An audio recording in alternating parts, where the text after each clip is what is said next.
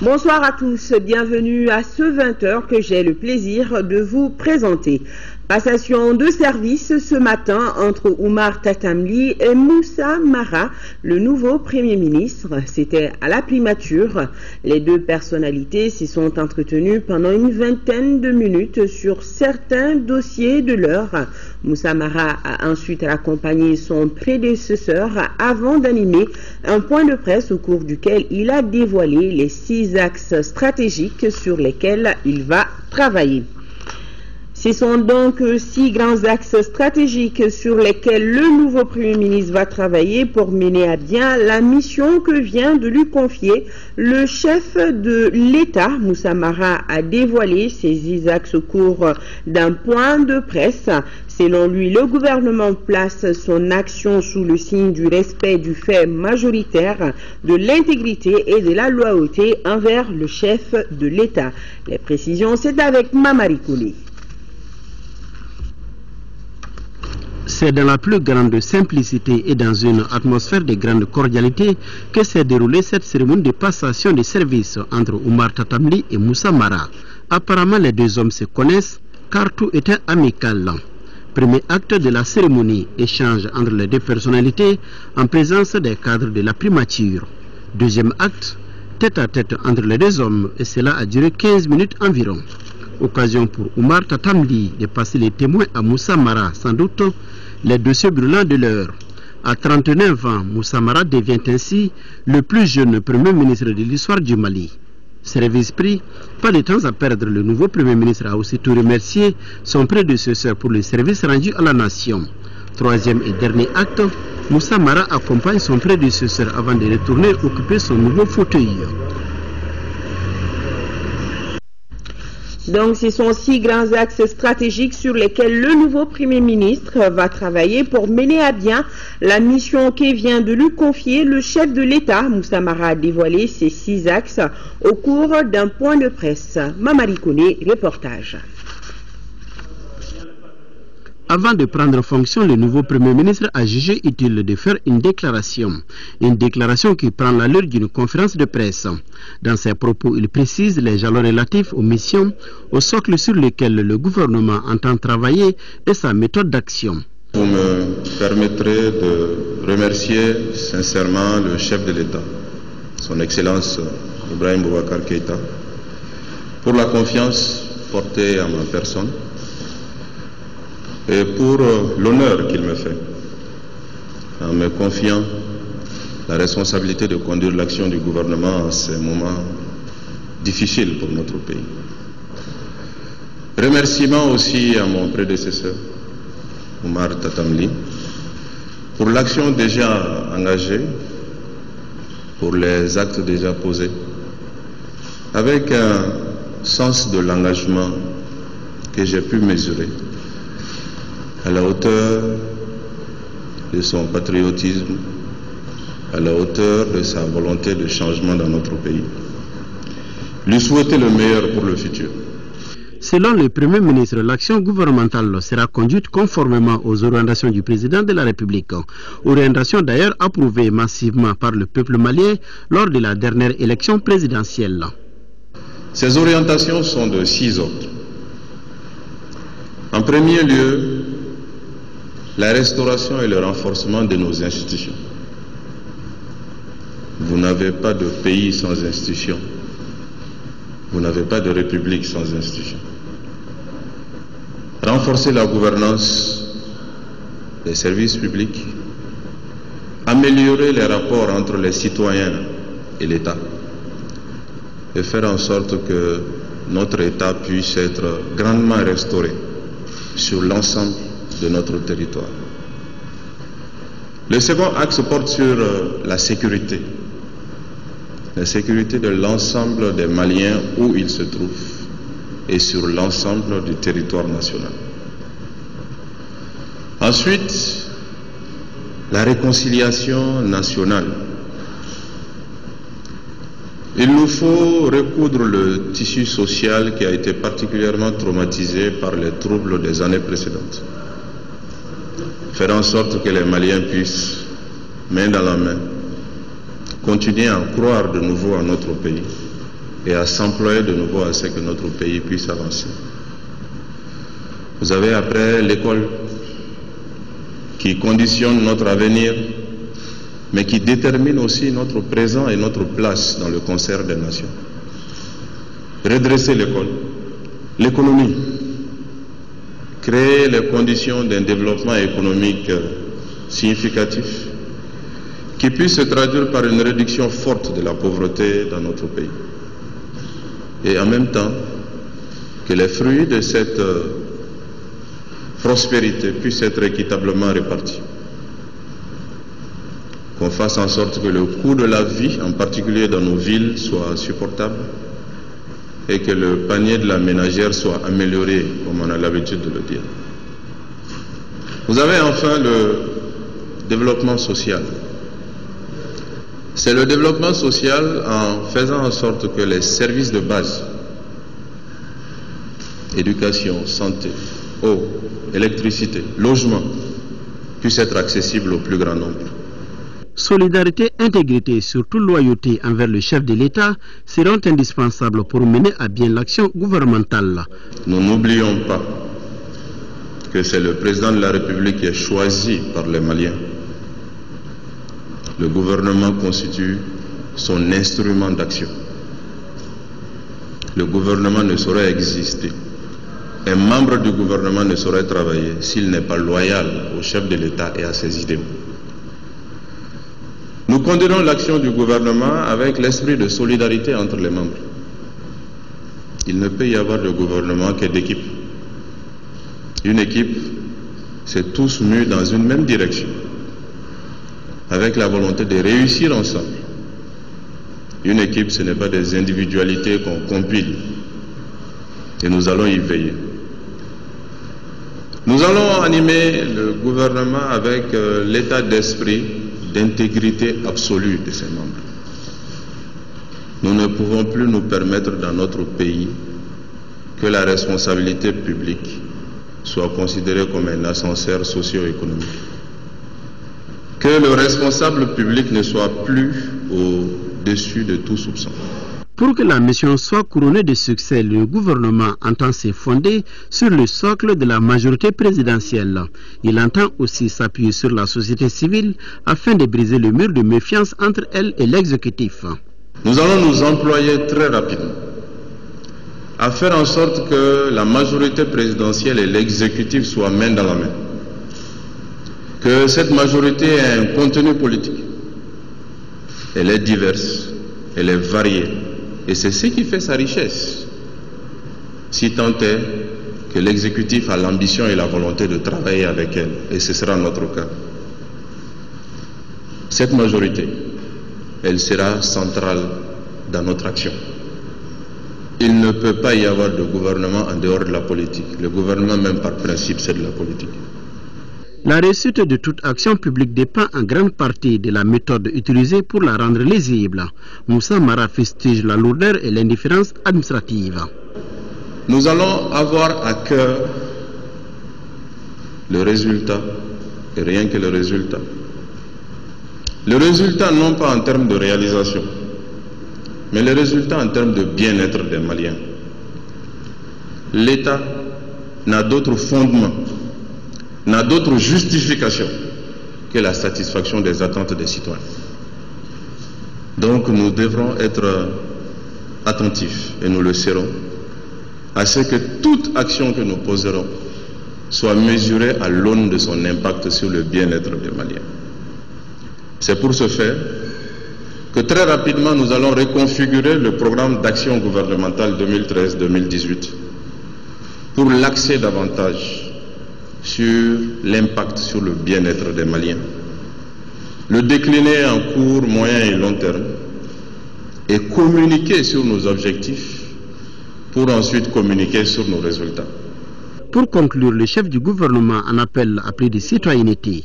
Nous demandons à l'ensemble de nos compatriotes, en cette période difficile pour notre pays, que chacun mesure sa responsabilité, que chacun s'engage à travailler avec l'État, respecter les règles, payer ses impôts, s'impliquer dans la question publique, pour qu'ensemble, nous sortons notre pays de l'ornière. Le Premier ministre a pris fonction. Les regards sont maintenant tournés vers la nouvelle architecture gouvernementale. Selon les nouveaux locataires de la primature, la liste des membres du gouvernement, c'est pour bientôt. Et juste après ce journal, vous pourrez suivre l'intervention du Premier ministre en langue nationale bamanankan. Et au chapitre toujours des réactions suite à la nomination de Moussa Mara en qualité de Premier ministre, nous avons reçu aujourd'hui les messages de félicitations du Rassemblement pour la justice et le progrès, de la Fondation malienne pour l'entraide et le développement, de l'Alliance des nationalistes convaincus pour le développement, de la Coalition pour le développement, de l'Union des forces démocratiques, des Partis unis pour la République et de l'association Benkouda Solidarité Fraternité malienne en France. Tous félicitent Moussa Mara pour la confiance que le président de la République vient de placer en lui pour conduire l'action gouvernementale et lui souhaitent plein succès.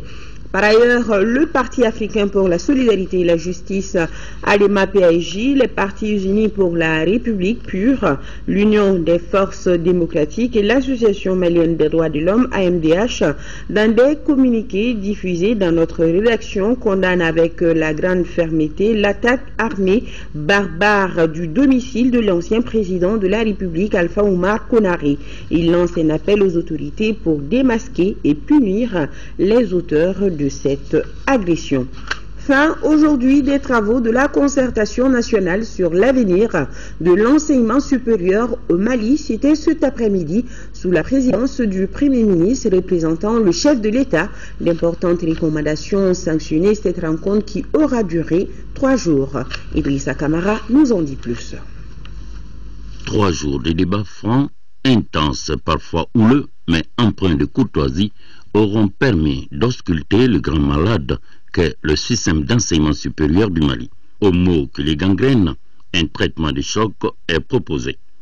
Ce qui est plutôt rassurant, c'est que le patient peut compter sur l'assistance et le soutien de son sac de famille, en l'occurrence le gouvernement du Mali, qui se fera le devoir d'analyser avec le maximum de profondeur les propositions de thérapie, même les plus difficiles. Vous avez ausculté le grand malade qui est notre système d'enseignement supérieur. Vous avez mis le doigt sur les mots qui le gangrènent. Je puis vous assurer que le gouvernement et moi-même analyserons avec beaucoup de profondeur les propositions que vous venez de faire, même celles les plus difficiles à mettre en œuvre pour l'État. Le Premier ministre d'insister sur le rôle qui revient à ceux qu'il a qualifiés de crème de ce pays, à savoir les universitaires du Mali, notamment ceux de la diaspora, dans la refondation et la remise à l'endroit de notre système d'enseignement supérieur. Universitaires du Mali, universitaires de la diaspora malienne, vous êtes la crème de ce pays car vous êtes les mieux formés. Vous avez engrangé de l'expérience au contact d'autres horizons. La nation entière vous observe et attend de vous des résultats tangibles qui feront de nos institutions d'enseignement supérieur des institutions de formation pour répondre à nos besoins. Ces vœux du chef de gouvernement se verront exaucés si et si seulement, tels que formulés dans les recommandations, l'enseignement supérieur devenait une priorité nationale, une autorité autonome chargée de l'assurance qualité dans l'enseignement supérieur était créée, ou encore un pacte de stabilisation sociale pour l'apaisement de l'espace universitaire signé. Autant d'actes pas hors de portée si tout le monde s'y mettait. Un mot à présent sur les coupures intempestives qui vit la capitale des Trois-Caïmans. Depuis le début du mois de mars, les délestages constituent le lot quotidien des Bamakois. Selon EDMSA, c'est la forte chaleur qui joue sur ces câbles. Pour soulager ces équipements et poursuivre la desserte en électricité, la société propose donc un délestage à travers 5 zones. C'est-à-dire que le courant électrique est suspendu à tour de rôle pendant 4 heures dans la journée et 2 heures la nuit. Moïse Traoré pour les explications.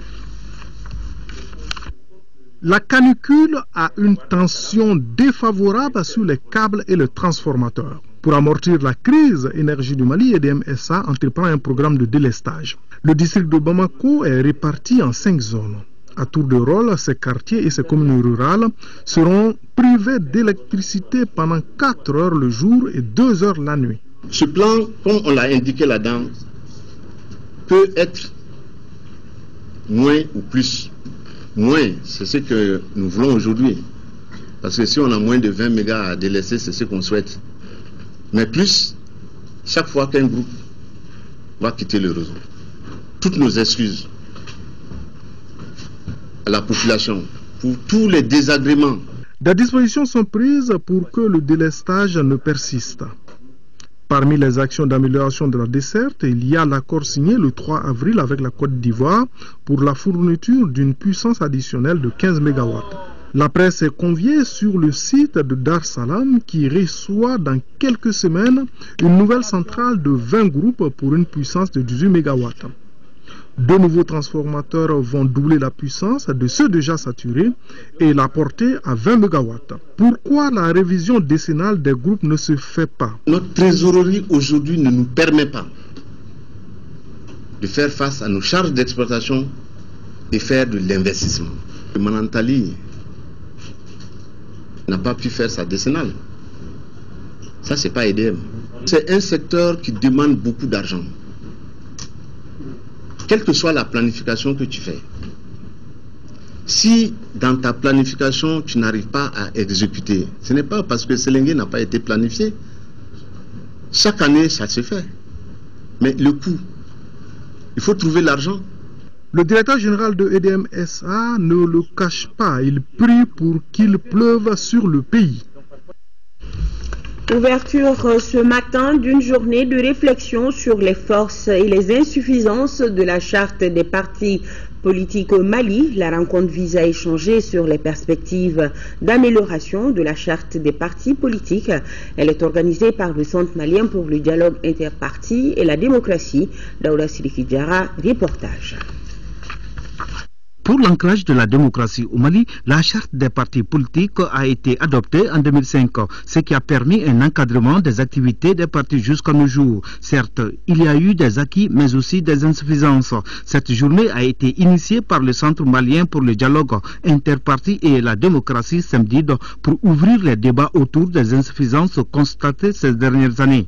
Et réussir une telle mission implique nécessairement la participation des acteurs politiques que vous êtes, car ils sont les premiers concernés et sont les mieux placés pour apprécier la portée des textes dans l'organisation et le fonctionnement du fait partisan.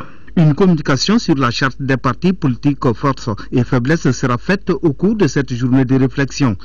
La charte des partis représente un document juridique consensuel qui détermine la création, l'organisation, le fonctionnement, le financement des partis ainsi que les conditions de suspension de leurs activités et de leur dissolution. Ce document donne la substance même du cadre légal des partis politiques au-delà de l'énonciation des principes démocratiques. Il est attendu de cette journée de réflexion une émergence d'un débat politique et la formulation de propositions consensuelles visant à améliorer la charte des partis politiques. Point de presse du Conseil national de la jeunesse du Mali, CNJ, deux sujets à l'ordre du jour. Féliciter le président de la République pour son engagement en faveur de la promotion des jeunes et ensuite solliciter de lui la création d'un département jeunesse et citoyenneté. Abraman Maïga. À travers cette conférence, le Conseil national de la jeunesse CNJ Mali voulait s'entretenir avec les hommes des médias sur 2 points. Le premier est relatif à la nomination de Moussa Mara à la primature. À ce sujet, le CNJ salue le président de la République, Ibrahim Boubacar Keïta, pour son engagement en faveur des jeunes. Nous sommes très heureux. Nous avons accueilli cette nouvelle avec beaucoup de joie, que ce soit un jeune qui soit porté à la tête du gouvernement.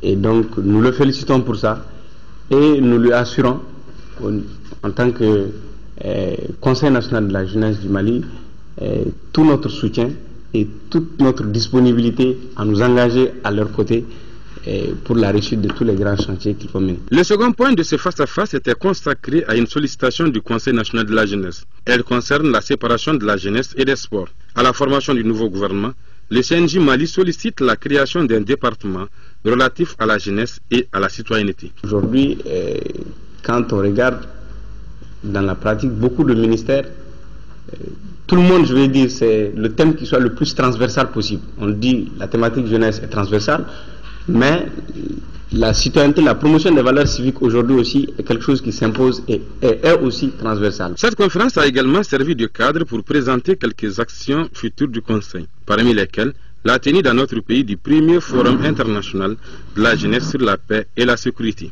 Cette rencontre qui réunira les jeunes de l'espace sahélo-saharien sera l'occasion pour les jeunes d'apporter leur contribution à la résolution de la crise sécuritaire dans l'espace sahélo-saharien. L'actualité hors du Mali, le Trans-Ouest renaît de ses cendres avec le lancement des travaux du tronçon ferroviaire Niamey-Cotonou, 1050 km pour 1 milliard d'euros de travaux. La dite ligne de chemin de fer va relier 5 pays de la sous-région, à savoir Niamey, Cotonou, Lomé, Ouaga et Abidjan. Mais pour l'heure, c'est le tronçon Cotonou-Niamey qui sera achevé d'ici 2015. Le train est arrivé en gare de Niamey. Au Niger, le démarrage des travaux de la ligne de chemin de fer Niamey-Cotonou a attiré du monde.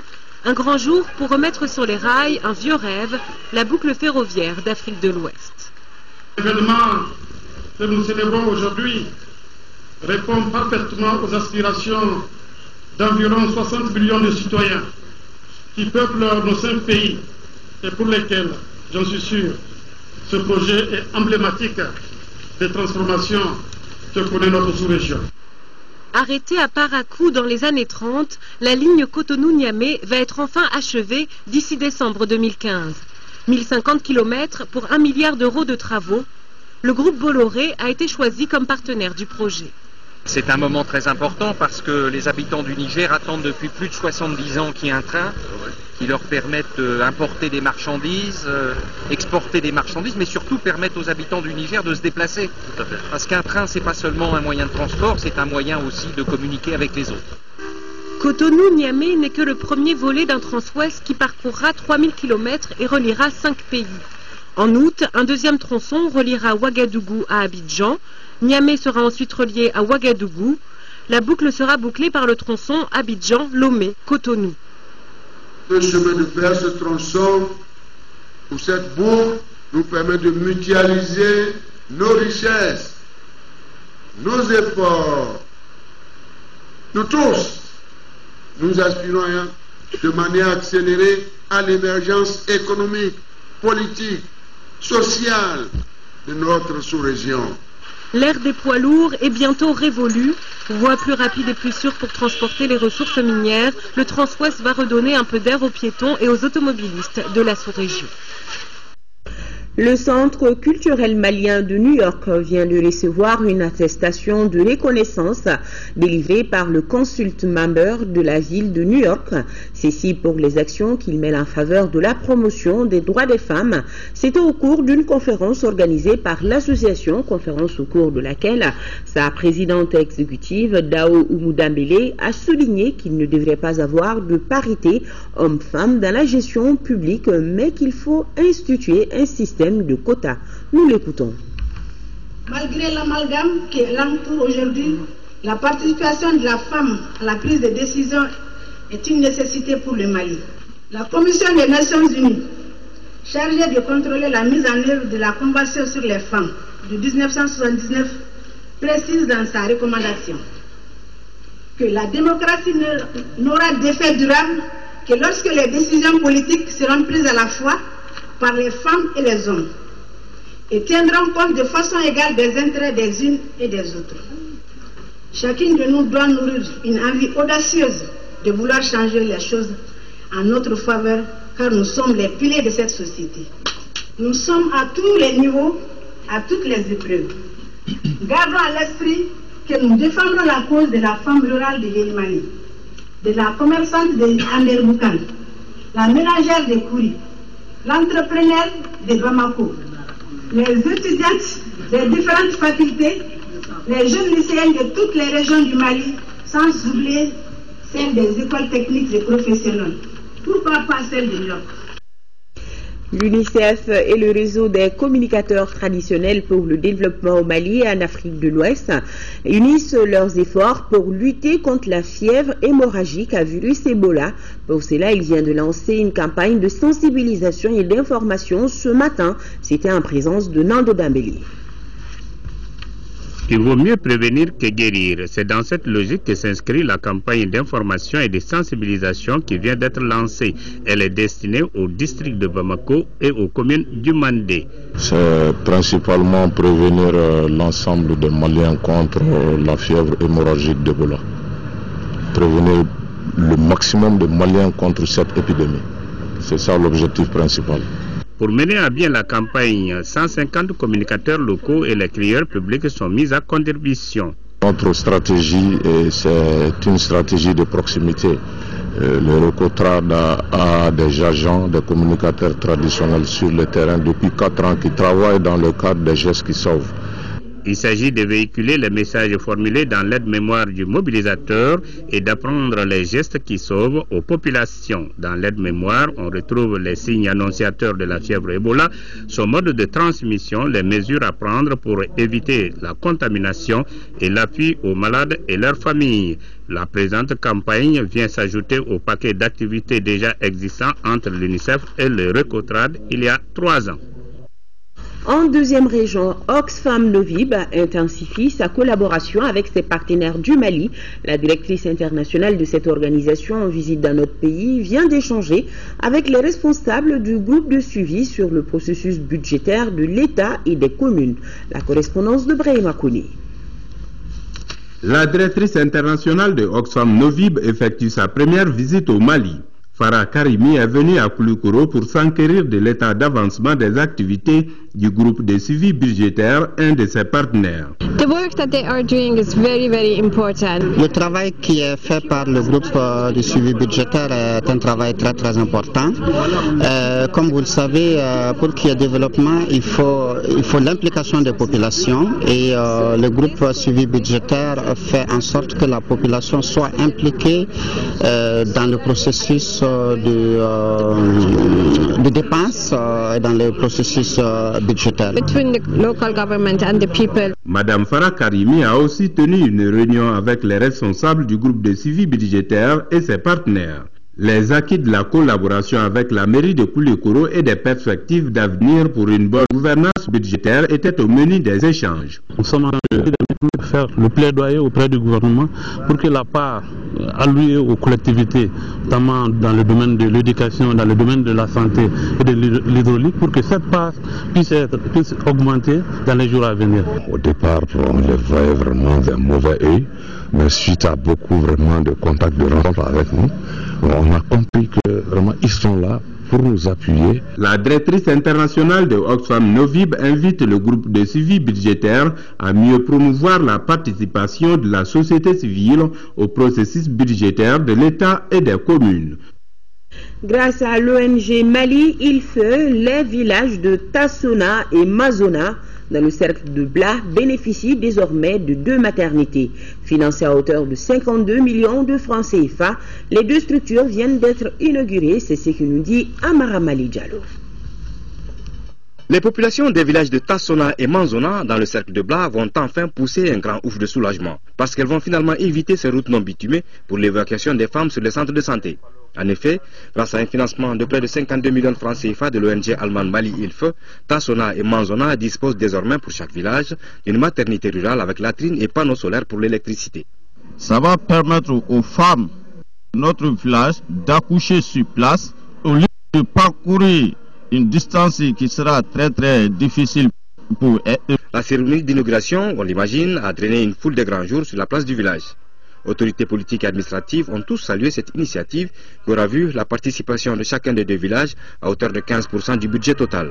La maternité rurale de Tassona viendra mettre fin au calvaire de la localité, non seulement par la réduction des distances pour rejoindre les centres appropriés en vue d'administrer les soins aux enfants et à leurs mères, dans un pays où les transports sont peu développés, mais aussi en diminuant les coûts de prise en charge. La cause qui nous réunit ici aujourd'hui, c'est un point très important de la santé.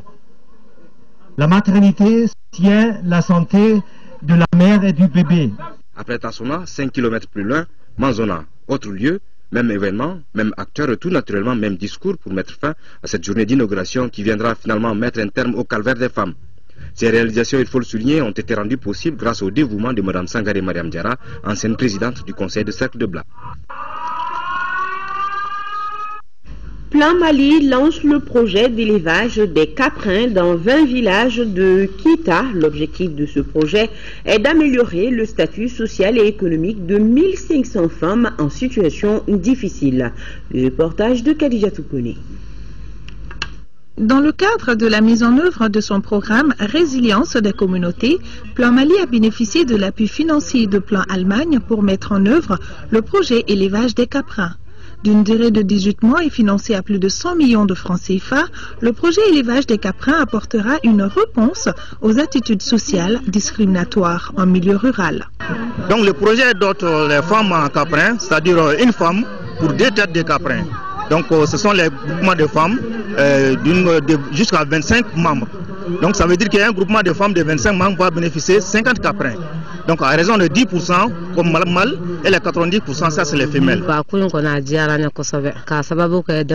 les femmes, nous apprécions ce projet parce que si la femme gagne quelque chose, elle contribue beaucoup au chef de la famille. En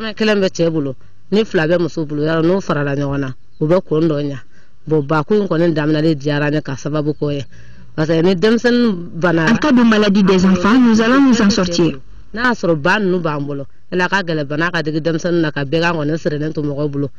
projet élevage des caprins boostera donc l'autonomie des femmes de Kita en renforçant leur position financière.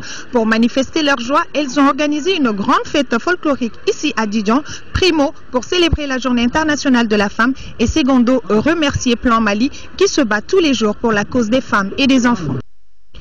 La section droit humanitaire des forces armées de sécurité vulgarise les règles de bonne conduite du militaire avant et après les conflits armés dans les centres de formation du Mali. C'est ainsi qu'une mission conduite par le commandant Aminata Diabaté s'est rendue au centre de formation de Bafo en 4e région. Fousseini Samake, reportage. En se rendant au centre de formation de Bafo en 4e région, cette mission conduite par le commandant Aminata Diabaté avait comme objectif vulgariser les règles de bonne conduite du militaire vis-à-vis des aspects juridiques internationaux sur le respect des droits de l'homme et des victimes. Permettra aux militaires des centres de formation du Mali de mieux maîtriser les droits humains internationaux avant, pendant et après les conflits armés, surtout la protection des femmes et des enfants. Ces séances de vulgarisation, c'est pour vous dire qu'au sein des forces armées de sécurité, nous détenons un outil précieux qui parle de tous les aspects juridiques nationaux et internationaux, toutes les ratifications faites par notre pays, le Mali, en matière de respect des droits de l'homme, et dans la mise en œuvre, nous devrons monter à l'opinion nationale et internationale que nous sommes engagés à aller vers le respect strict de ces droits de l'homme. Les responsables des formations ont apprécié cette initiative. C'est une aubaine pour nous d'avoir effectivement ce code de conduite qui nous permet de nous comporter d'une manière digne d'un militaire malien sur le terrain. Donc, nous, porteurs d'uniforme, nous, militaires maliens, nous devons protéger ces femmes, nous devons protéger ces enfants-là pour que demain, nous puissions effectivement protéger toute la nation malienne. Rappelons que le Mali a déjà ratifié les différentes conventions relatives aux droits internationaux et humanitaires lors des conflits armés.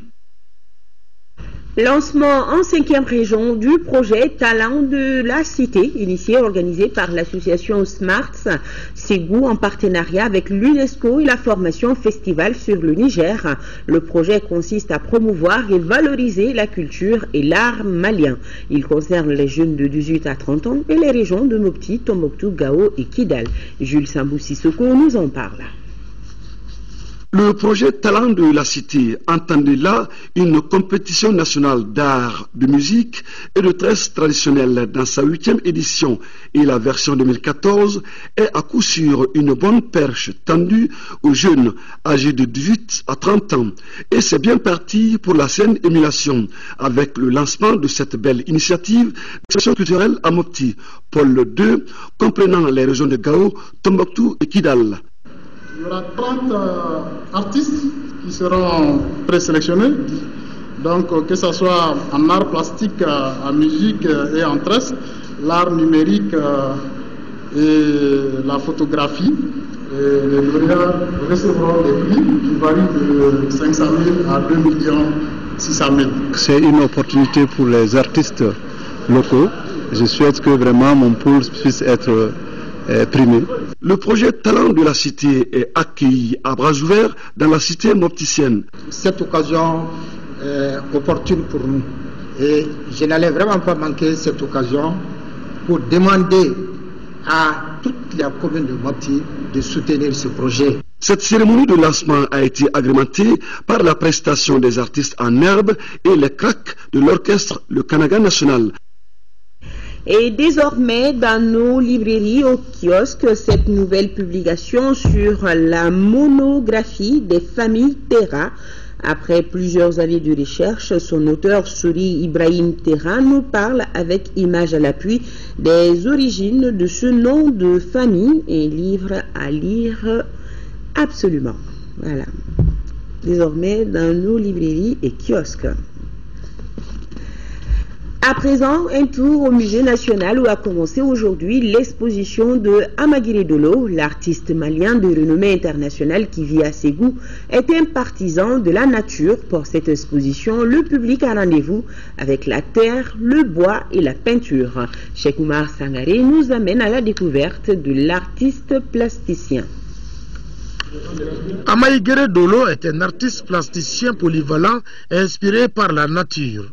Dans son exposition, on retrouve des œuvres du modélage, de la peinture basée sur la récupération et de la sculpture qui respecte les formes initiales offertes par la nature au bois sculpté.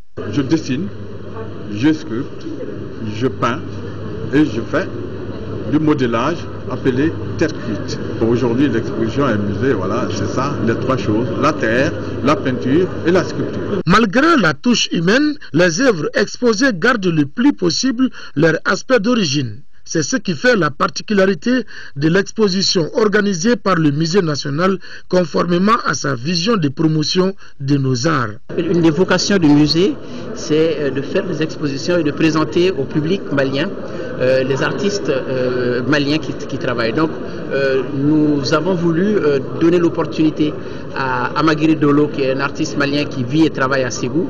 Nous avons voulu lui donner l'opportunité donc d'être vu à Bamako à travers donc une production qui jusqu'à présent n'avait pas été présentée ici. Les spécialistes présents au vernissage reconnaissent la grandeur de l'artiste malien. Cette expo c'est l'une des plus belles expos qui se passe en Afrique. Ça, c'est une réalité. D'abord de par l'espace et de par le travail de l'artiste. Et Dolo est un artiste à encourager et à prendre au sérieux. C'est une école en fait, parce qu'un artiste plasticien, il fait de la sculpture, il fait de la peinture, peut-être même qu'il fait d'autres choses qu'il n'a pas encore montrées. Dolo est un grand artiste. L'exposition de Amaguiri Dolo se poursuivra jusqu'au 31 mai prochain au Musée national. Voilà, on vous rappelle ce communiqué au chapitre des réactions suite à la nomination de Moussa Mara en qualité de Premier ministre. Nous avons reçu aujourd'hui les messages de félicitations du Rassemblement pour la justice et le progrès, de la Fondation malienne pour l'entraide et le développement, de l'Alliance des nationalistes convaincus pour le développement, de la Coalition pour le développement CODEMA, de l'Union des forces démocratiques UFD, des Partis unis pour la République et de l'association Benkouda Solidarité Fraternité malienne en France. Tous félicitent Moussa Mara pour la confiance que le président de la République vient de placer en lui pour conduire l'action gouvernementale et lui souhaitent plein succès. Par ailleurs, le Parti africain pour la solidarité et la justice ADEMA PAJ, les Partis unis pour la République pure, l'Union des forces démocratiques et l'Association malienne des droits de l'homme, dans des communiqués diffusés dans notre rédaction, condamnent avec la grande fermeté l'attaque armée barbare du domicile de l'ancien président de la République, Alpha Oumar Konaré. Il lance un appel aux autorités pour démasquer et punir les auteurs de cette agression. Nous vous l'annoncions hier dans notre édition de 20h. Notre collègue Ibrahim Adam Zondiara n'est plus décédé hier des suites d'un accident de la circulation. Il a rejoint cet après-midi sa dernière demeure au cimetière de Lafiabougou. Il a été accompagné par de nombreux parents, collaborateurs et Maousidi. Le temps sur les ondes, la météo est avec vous. Bonjour, la page météo avec Ibrahim Damanzon Diara, prévision générale du temps. Cette voix s'est éteinte à jamais. C'est celle de Ibrahim Damanzon Diara qui a été emporté par un accident tragique hier mardi. Il repose désormais au cimetière de Lafiabougou. Né le 11 mars 1965 à Bamako, il a obtenu le diplôme de technicien supérieur, spécialité élevage du Centre coopératif pour la formation agro-pastorale. Moi, j'ai connu Da juste après son stage à l'IPR, où il était chargé d'encadrer les étudiants pour les travaux pratiques. Juste après ce stage, je l'ai connu à la Sodrivette, une pharmacie vétérinaire. Passionné pour le métier des médias, Da a été recruté à l'ORTM en 2004 dans le corps des animateurs. Le regretté Ibrahim Damanzon Diara a toujours servi à la direction de la radio rurale, où il s'est véritablement révélé à travers les émissions comme Poy Kampoui, Amitié. Damanzon, il a fait ses débuts avec nous à la radio rurale. Il a fait d'abord 2 ou 3 ans en tant que stagiaire. Donc c'est à cause de son courage et qu'il a été recruté par l'ORTM. Donc voilà un agent qui ne connaît que le travail. En réalité, Damanzon, il est humble. Damanzon a aussi animé l'émission des chasseurs sur la chaîne 2. Travailleur assidu et dévoué, Ibrahim Damanzon a aussi animé l'émission Terroir. Il m'est très difficile de le qualifier. Je retiens de lui mon élève, mon dauphin, quelqu'un qui ne m'a jamais appelé par mon prénom. Il a toujours dit Karamoko. Ensuite Miché. Et pendant tout le temps que j'étais malade, si je pouvais parler, chaque fois qu'il y avait un reportage, il me disait Karamoko, comment on le fait? Quelles sont les questions que je devrais poser? Selon les différents thèmes qu'il avait abordés, il me demandait toujours. Donc l'humilité là qu'il avait, ça lui permettait de gravir beaucoup les échelons. Il n'était pas suffisant. Damanzon était marié et père d'un enfant. Que Dieu le Tout-Puissant l'accueille dans son paradis. Amen. Que son âme repose en paix. Merci de votre fidélité à l'ORTM. Bonsoir et à demain.